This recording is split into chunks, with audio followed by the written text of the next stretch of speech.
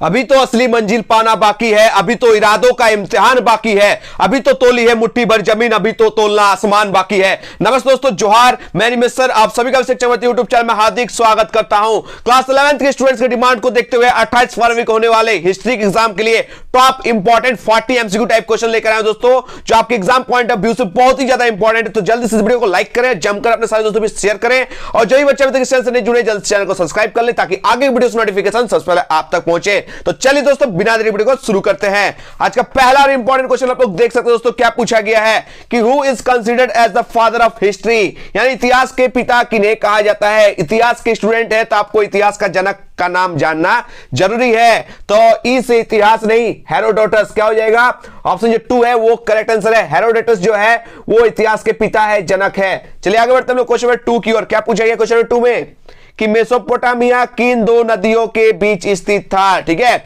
Mesopotamia बीच का एक उपजाऊ जमीन था जिसके दोनों ओर नदी था। ठीक है, ये दोनों नदी का नाम क्या था, एक का नाम था दजला, दूसरा का नाम था फरात। याद रखिएगा, ऑप्शन जो 2 है वो करेक्ट आंसर है, दजला और फरात। ठीक है, चलिए इससे रिलेटेड कुछ important exam point of view से कुछ आप लोगों को टिप्स बताते हैं। ये जो मेसोपोटामिया है ये यूनानी भाषा के 2 शब्दों से बना है।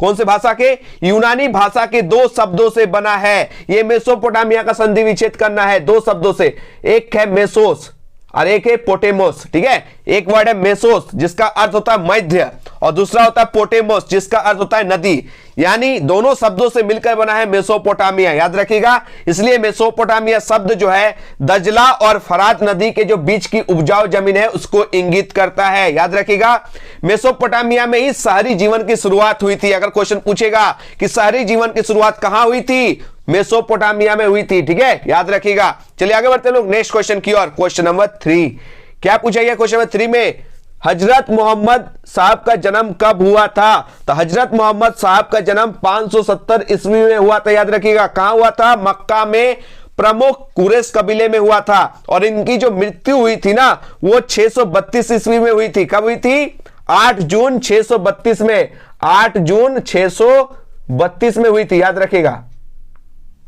ठीक है। चलिए आगे बढ़ते हैं, इन्हें मदीना में दफनाया गया था। आगे बढ़ते हैं क्वेश्चन 4 की ओर। सामंतवाद में कितने वर्गों में बांटा गया था। ये सामंतवाद को 3 वर्गों में बांटा गया था। ऑप्शन जो 2 है वो करेक्ट आंसर है, सामंतवाद को 3 वर्गों में बांटा गया था।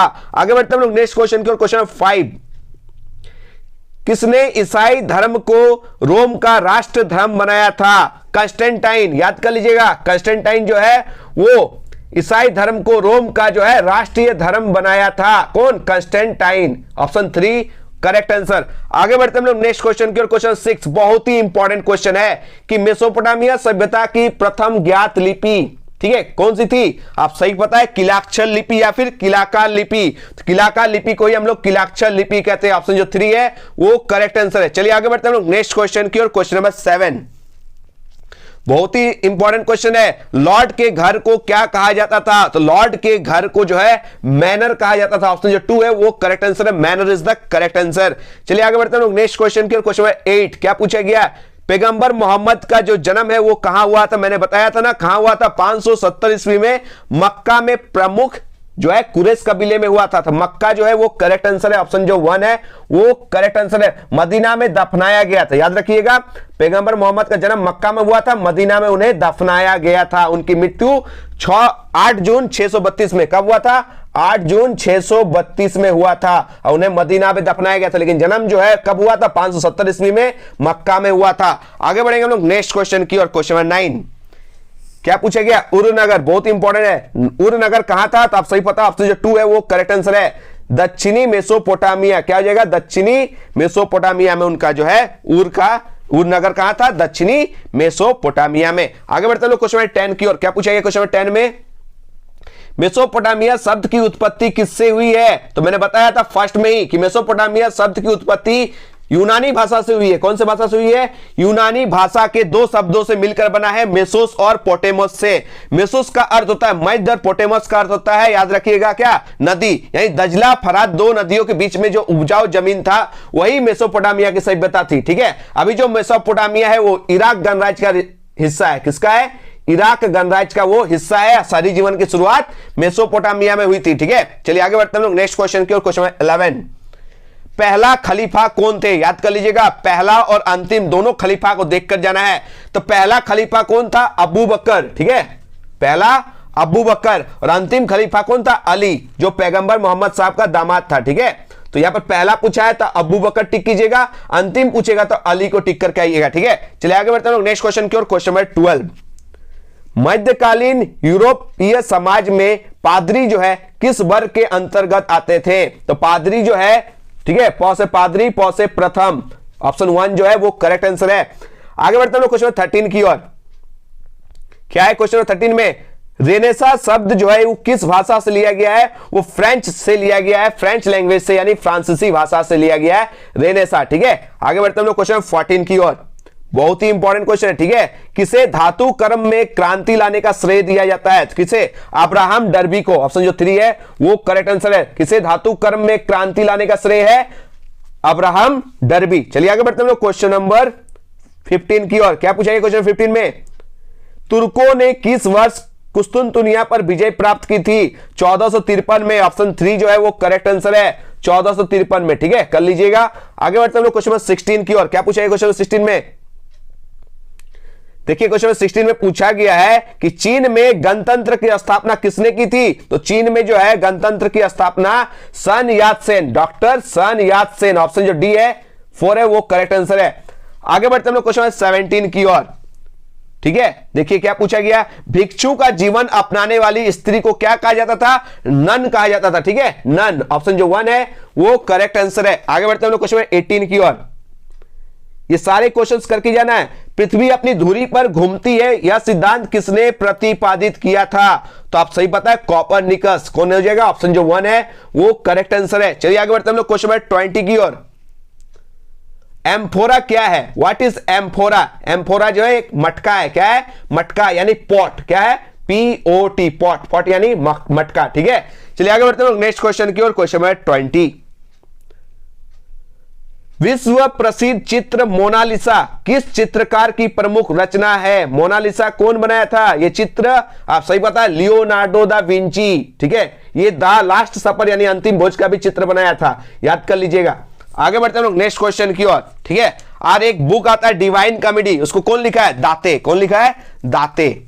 चलिए क्या क्वेश्चन पूछा गया? दी पाइटा किसकी कृति है? तो दी पाइटा जो है वो किसकी कृति? आप सही पता है, इसका करेक्ट आंसर हो जाएगा ऑप्शन नंबर 4, माइकल एंजेलो। क्या हो जाएगा? दी पाइटा को बनाया है माइकल एंजेलो। आगे बढ़ते हम लोग क्वेश्चन 22 की ओर।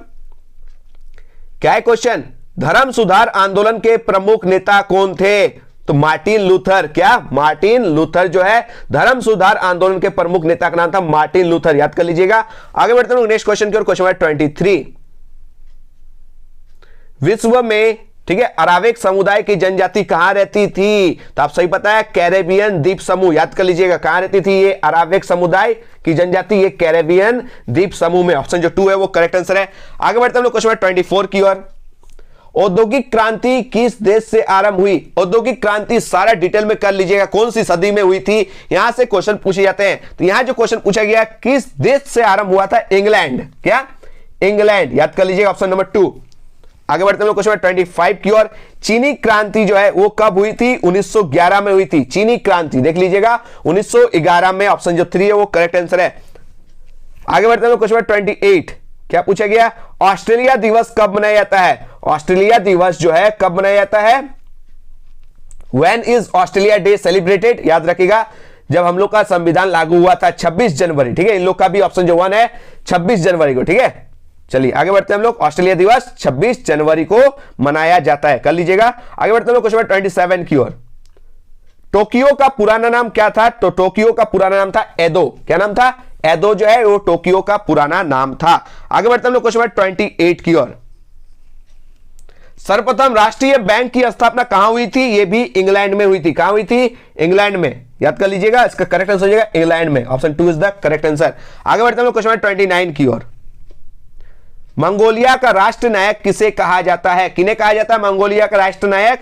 तो आप सही पता है, इसका जो करेक्ट आंसर हो जाएगा चंगेज खा, ठीक है, जो मंगोल साम्राज्य के संस्थापक थे। मंगोल साम्राज्य के संस्थापक का नाम चंगेज खा। आप लोग चंगेज खा का जन्म और मृत्यु दोनों बताइएगा, ठीक है। चलिए आगे बढ़ते हैं नेक्स्ट क्वेश्चन की ओर। चंगेज खा का वास्तविक नाम क्या था ये भी आप लोग बताइएगा, रियल नेम ऑफ चंगेज खा। आगे बढ़ते हैं हम लोग क्वेश्चन नंबर 30 की ओर। क्या पूछा गया, निम्नलिखित में से किस नगर में वारका शीर्ष मिला है? तो वारका शीर्ष कहां मिला है? उरुक में मिला है। इसको अच्छे समझाते हैं, ये जो वारका शीर्ष है ना, ये क्या है? उरुक नगर में 3000 ईस्वी पूर्व में, कब? 3000 ईस्वी पूर्व में ये जो उरुक नगर में वारका शीर्ष जो है, ये एक स्त्री का सिर है, ठीक है, जो एक सफेद संगमरमर को तराश करके बनाया गया था, ठीक है। ये एक पत्थर का मूर्ति है, ठीक है, ये एक पत्थर का मूर्ति है। कौन सा पत्थर का? संगमरमर का है। उरुक नगर में मिला है, ठीक है। एक स्त्री का सिर है, कब मिला है? 3000 ईस्वी पूर्व में। बहुत ही सुंदर, ठीक है, संगमरमर का है। ऊपर में जो है खोचा बना हुआ था, जिसमें जो है गहना पहनने के लिए यूज किया गया था। आंख भी बहुत सुंदर था, ठीक है। आगे बढ़ते हैं क्वेश्चन 31 की ओर। घटना के कालक्रम को क्या कहा जाता है? सही पता है, इतिवृत्त कहा जाता है। क्या कहा जाता है? इतिवृत्त। घटना के कालक्रम को इतिवृत्त कहा जाता है। आगे बढ़ते हैं क्वेश्चन 32 की ओर। रोमन साम्राज्य का जो प्रसिद्ध चिकित्सक था, डॉक्टर था, वो कौन था? Doctor Galen. ऑप्शन जो 4 है वो करेक्ट आंसर है। डॉक्टर गैलेन रोमन साम्राज्य का फेमस चिकित्सक थे। आगे बढ़ते हैं क्वेश्चन 33 की ओर। दजला एवं फरात नदी, आप सही पता है, मेसोपोटामिया, आप लोग पढ़े, अभी पढ़ाए मैंने कि दजला और फरात नदी के बीच में मेसोपोटामिया सभ्यता थी। लेकिन क्वेश्चन में क्या पूछा गया? दजला एवं फरात नदी किस समुद्र में गिरती है? बहुत ही इंपॉर्टेंट क्वेश्चन है। ये दोनों नदी जाकर किस समुद्र में गिरती है, ये क्वेश्चन में पूछा गया। इसका करेक्ट आंसर हो जाएगा फारस की खाड़ी में। क्या? फारस की खाड़ी में। ऑप्शन जो 2 है वो करेक्ट आंसर है। आगे बढ़ते हैं नेक्स्ट क्वेश्चन की ओर। क्वेश्चन 34। अमेरिका ने किस वर्ष जापान पर परमाणु बम गिराए? ठीक है, बहुत इंपॉर्टेंट क्वेश्चन है।